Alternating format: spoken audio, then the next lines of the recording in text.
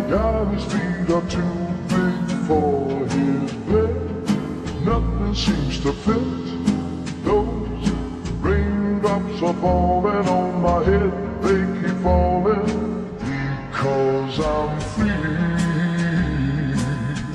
Nothing's worrying me.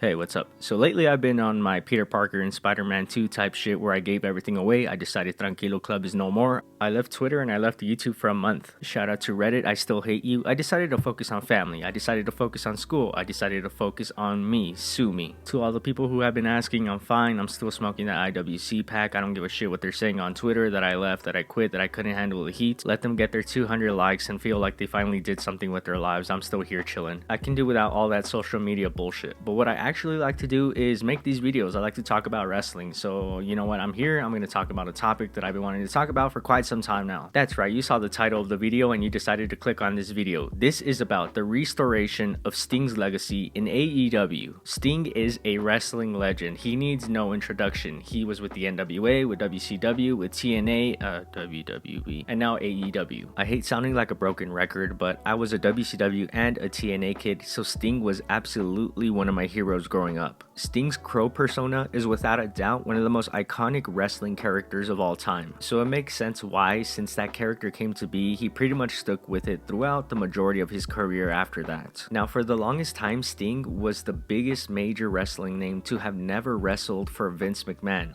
That is until 2014. And you know what? I really don't blame Sting for trying WWE at that time, because that's when TNA/Impact were going downhill completely. I would say around 2013 is when TNA really began to lose its luster, so it was around then that WWE became the destination for wrestlers in America. I mean, don't get me wrong, ever since WCW went out of business in 2001, WWE was the go-to place. But when TNA was starting to find their footing, at least there were options for wrestlers. But in 2013, that went away. Okay, before this becomes an anti-WWE video, I do want to say that Sting's debut at Survivor Series 2014 was handled pretty well. He was actually presented like a big deal. He was there to confront Triple H, who had been causing chaos on the entire roster for the past couple of years, so that was pretty cool. But after that, we didn't see Sting for quite a while, until WrestleMania season, when it was time for him and Triple H to build their match. Now, this is not a recap of Sting's time in WWE, so I'll just say that starting with the actual match at WrestleMania 31 against Triple H, it was all downhill from there for Sting. I won't say any more than that because frankly, I feel like I've already talked about WWE enough. I don't want to waste any more of my breath on them. Let's talk about Sting's time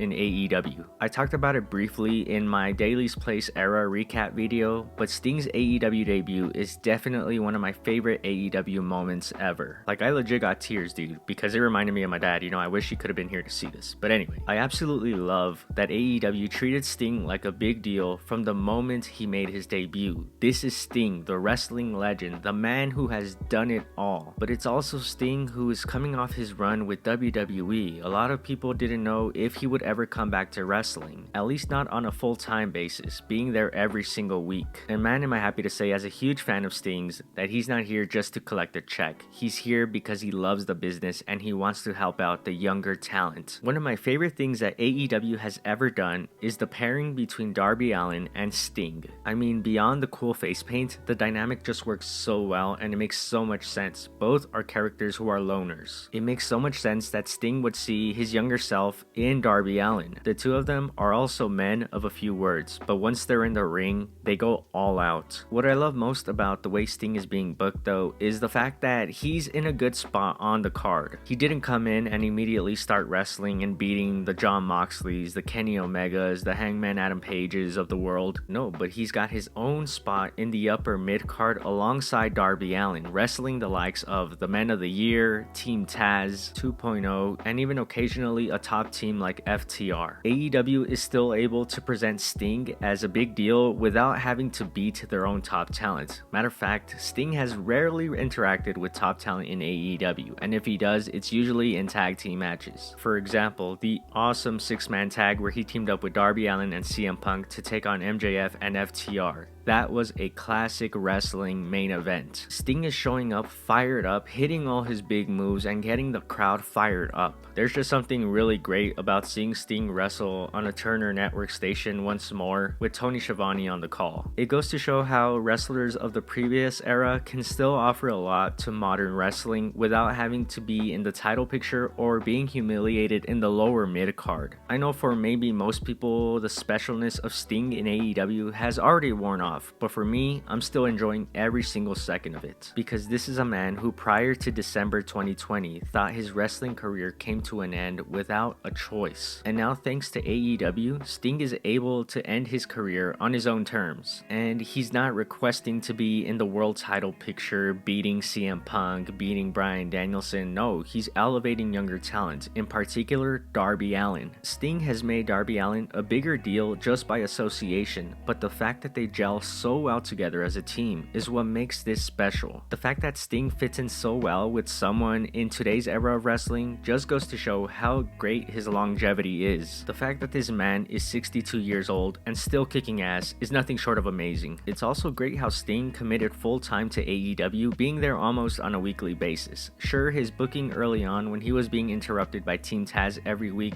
left more to be desired, but I feel like now AEW has really found Sting a perfect spot for their television show. When you see Sting on AEW, you know that this is one of the best pro wrestlers to have ever lived. Beautifully enough, Sting feels right at home at AEW. He can step in the ring with anyone and you can actually believe that he still stands a chance because he's fucking Sting. This is a man who has built a 5-decade-long legacy in the sport of professional wrestling, and Sting is humble enough to say that he's still learning so much from today's era of wrestlers. It's so cool to me that Sting was there during CM Punk's big return to professional wrestling at the First Dance. Here's where AEW really shined and showed their love for the history of professional wrestling by bringing together 3 different eras of pro wrestlers for a classic moment that will go down in history. We really don't know how much time Sting has left in the ring, but for me, I'm enjoying the ride and I'm just happy he's here to end his career once again on his own terms. And as far as AEW goes, it's their love and respect for the past of professional wrestling that ensures their future will be a bright one.